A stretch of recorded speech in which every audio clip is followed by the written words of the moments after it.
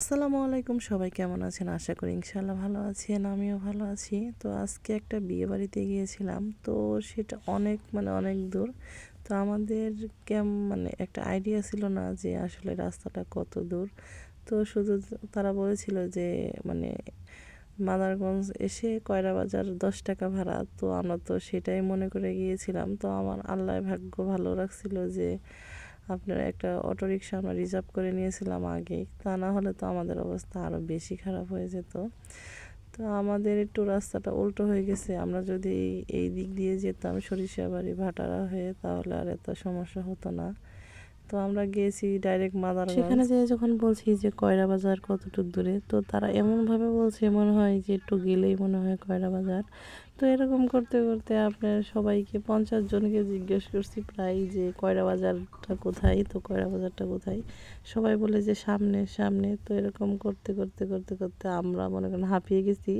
Already 2 ঘন্টা আপনার journey করা শেষ, তারপরও আমরা সেই বাড়িতে যাই পৌঁছাইতে পারি নাই। তো এরকম একটা অবস্থা।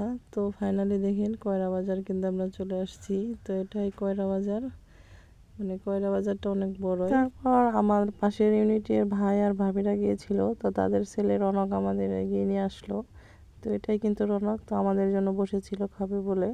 তো তারপর আমরা সবাই একসাথে খাবো বলে বসে গিয়েছি। তো আমরাই সবার মানে লাস্ট, তার মানে আগে বড়েরা খাচ্ছে।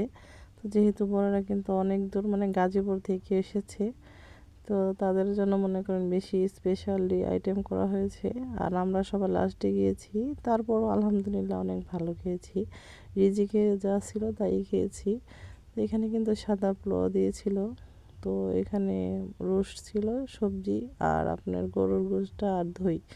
তো এরই কিন্তু আমরা পেয়েছি। যেহেতু সবার লাস্ট, তো একটু তো খাবারে কমতি থাকেই, কিন্তু তারপর আলহামদুলিল্লাহ অনেক অনেক ভালো খেয়েছি। আর তরকারির টেস্টটা অনেক ভালো ছিল। আজ কিন্তু আমার বাবাটা একাই খাবার নিয়েছে। তো এখানে আমরা আমার বাবাকে একটা রোস্ট আর একটা গরুর পিস দিয়েছিলাম। তো সেটাই কিন্তু আসলে খাচ্ছিল। তো আমাদের খাওয়া দাওয়া শেষে আমি রনককে বললাম একটু ভিডিও করে নিয়ে এসে দাও। তো সেই মুহূর্তে কিন্তু বিয়ে মানে পড়ানো হচ্ছিল। তো যাক আলহামদুলিল্লাহ বিয়েটা সম্পূর্ণভাবে হয়ে গেল। আর আমরা তাড়াহুড়ো করে মনে করেন চলে আসলাম বাড়িতে, যেহেতু অনেক পথ অনেক রাস্তা। তো সবার সাথে মানে সবার সাথে দেখা সাক্ষাৎ করে কিন্তু আসতে হয়। তারপরে বললাম যে একটু সবার সাথে দেখা করে আসি। আর বাবু দেখেন তাদের সাথে কিন্তু একদমই মিশে গিয়েছে। তো যেহেতু বাসায় একসাথেই থাকি, তো ভালোই কিন্তু চিনে।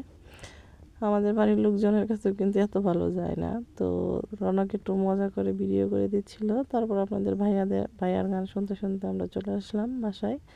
তো ভিডিওটা যদি ভালো লেগে থাকে অবশ্যই লাইক কমেন্ট শেয়ার করতে একদম ভুলবেন না। কথা হবে।